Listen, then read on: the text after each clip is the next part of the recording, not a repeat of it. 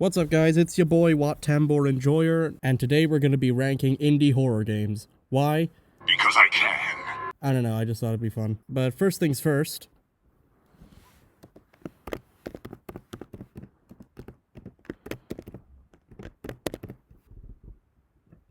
There we go. Anyway, now let's actually start it with the game that really jump-started this whole indie horror craze, Slender the 8 Pages. I have not played Slender the 8 Pages, though. I heard you basically walk around in a forest collecting notes while a PNG of Slender Man chases you. That doesn't sound very fun. I think I've played a million games like that one, so I'm gonna put it in C tier. I would put it in D tier, but no, I really respect it for starting the whole indie horror craze and creepypastas too. Now let's go with the one that really started the indie horror games craze. Five Nights at Freddy's. This one is a classic. I also haven't played this one. I think the mechanics are pretty cool of the doors and I actually have played it a few times, but I don't own the game. So I'll put it in B tier. I don't think that'll be very controversial. Now, Five Nights at Freddy's 2 is pure chaos. So much happens in it where I'm really not sure where to put this one because I also haven't played it. Though it's very chaotic, and for that it does create a great atmosphere, so I'll put it in A tier. Five Nights at Freddy's 3, I don't remember a whole lot about it, but it introduced Springtrap, so just for that, I think it can go in S tier. Five Nights at Freddy's 4 exists, I think.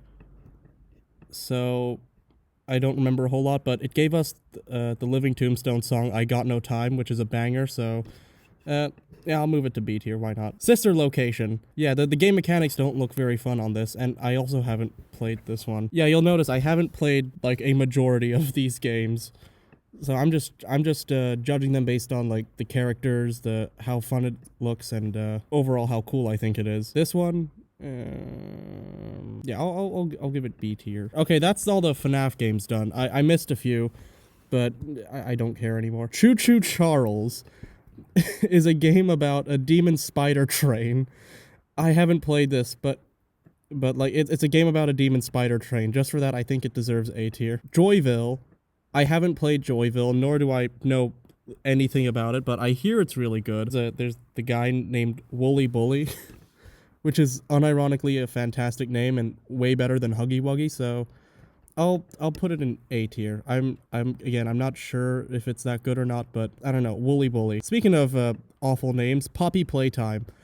I really don't know where I should put this one because on the one hand, its quality is genuinely really great, but there's a lot of controversy around it and like NFTs and how it stole from this other guy that Mob Games had beef with.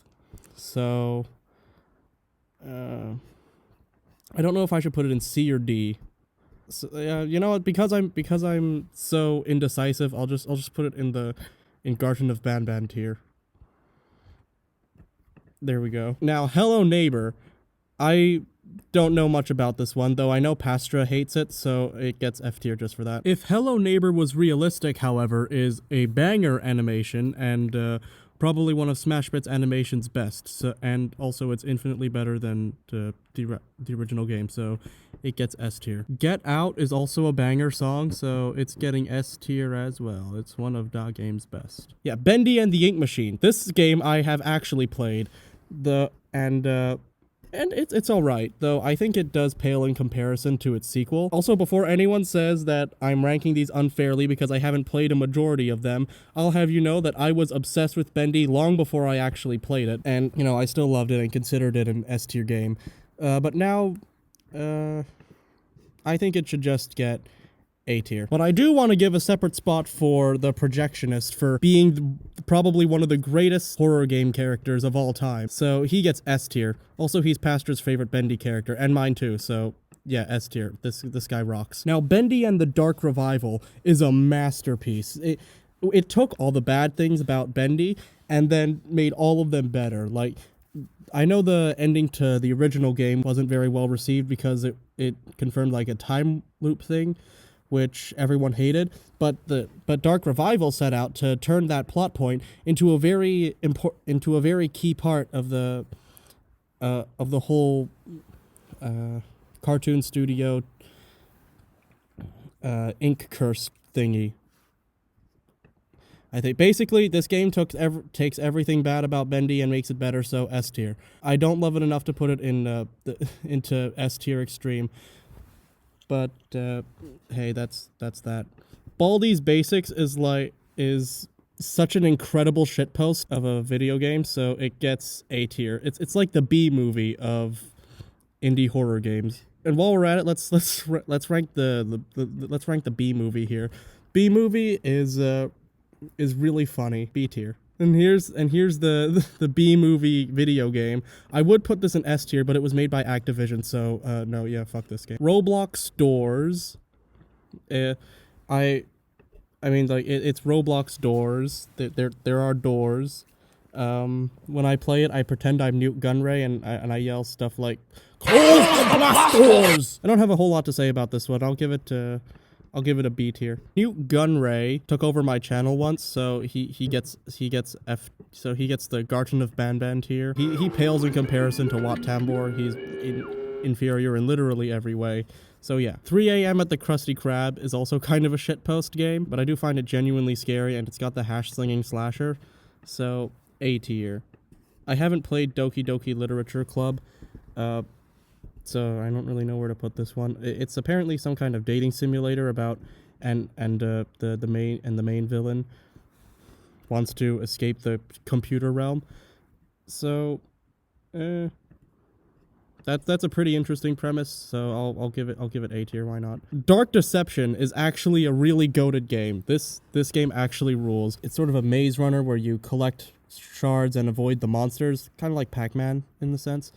But yeah, the monsters in this game are really well designed, so for that, it deserves S tier. Alright, but a real goated game is Little Nightmares. This game, I fucking love this game. It's so good, and you should be playing it, like, right now. Why aren't you playing it? Stop watching this video and go play Little Nightmares. But Little Nightmares 2, that is a great game. This deserves S tier extreme all the way. I mean, it's not... I mean, I love this game. Could you not tell? I literally made a movie about it. Now, Little Nightmares 3 is not out yet, but I already know it's gonna be great. So I'll put it in A. Yeah, sure. I'll put it in A tier. I'm running out of space for A tier. Yeah, I'm putting it in A tier. I know that it will be great. I will check back on this video to see how well that statement holds up. Rainbow Friends. I also haven't played Rainbow Friends, and I forgot my Roblox login details, so I probably never will. So I'll put it in. Though Sev on Discord said that it sucked, so yeah, C tier. Indiana Jones and the Dial of Destiny is not an indie horror game, but it is a indie horror movie, because like it has indie in it, and it is a horror movie for all Indiana Jones fans who have to watch a depressed 80-year-old Indiana Jones waddling around. So I'm not sure. I'll put it in the Garden of Banban tier. Yeah, this game sucks, and it would have been 10 times better if they'd just replaced Helena with Hilda. Speaking of Hilda, Hilda is an absolute masterpiece and my favorite show of all time. This right here is my favorite thing ever in the history of forever. I think about this every day. I think about this all night long. I stay awake, not sleeping, because I'm thinking about this. And what's it doing on an indie horror game tier list? I mean, it does have a lot of horror elements without clashing with the tone too much, which is actually really awesome. So yeah, S tier extreme. This is my favorite show of all time, and I love it, and you should be watching it. Cuphead is an indie horror game because it is an indie game, and it's really fucking scary sometimes. So for that, it gets S tier extreme. I love this game. Now, Guillermo del Toro's Pinocchio isn't an indie horror game, but I'm putting it on the list because it's just so fucking good. And you should be watching it. I forgot to put Indiana Jones in the Temple of Doom. And yes, this is an indie horror movie. It's not an indie horror game, but like I don't care. I mean, it's got indie in it, and it's pretty fucking scary. Also, I just really like this movie, so I'll put it in A tier. This may be an unpopular opinion, but this is just the one that I don't love the most. I actually, and I'm just gonna rank the rest of the Indiana Jones movies. Raiders of the Lost Ark is a banger movie, so it gets S tier extreme. Indiana Jones and the Last Crusade, I don't love it as much as Raiders, so it just gets S tier. And Kingdom of the Crystal Skull, I haven't actually finished it, but I know that Spazzatura and Bad Bill is in it, so I'll be fair and give it a C tier. I'll maybe change it when I finish the movie. Metal Gear Rising: Revengeance is not an indie horror game, so it won't count for this list, obviously. Happy's Humble Burger Farm, I also haven't played this, but I think it's got a pretty cool concept and really awesome monster design, so it gets, it gets, shit, I don't have enough space for, so it gets S tier. What else, what other horror games am I missing? I'll move Poppy Playtime to D tier, actually. Yeah, I think that's fair. No one will crucify me for doing that. The Scarecrow gets his own spot on the list just for being the best supervillain in all of fiction. And also he's Pastor's favorite character ever. So like, yeah, S tier extreme. I love this guy. Figure while I'm at it, I'll rank the Arkham games. I haven't played them, but they're being ported to the Nintendo Switch in October, so yeah, I'm really looking forward to that. Anyway, Arkham Asylum. This looks cool. S tier. Why not? Arkham City. I don't know a whole lot, though I know Dr. Hugo Strange is in it, and I like that guy. And I think they turn a whole city, or they make a prison that's the size of a city, which, if you ask me, is a little too goofy, even for Batman. So for its goofy concept, I'm gonna put it in the Garden of Banban tier. And Arkham Knight has the Scarecrow in it, so that immediately gets itself in S tier extreme. Oh, and also I'm ranking the Lego Batman movie here too, because why not? I love this movie.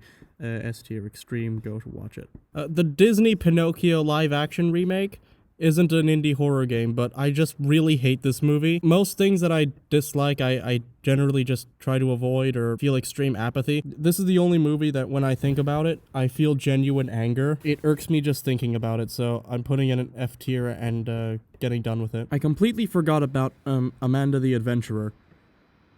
I have no idea what this is about, so I'm just gonna put it in, I'll just put it in A tier. There we go. Anyway, so yeah, that's my ranking of indie horror games, and thank you for watching, and that's about it. See ya. Release me! I gotta add this to my cringe compilation!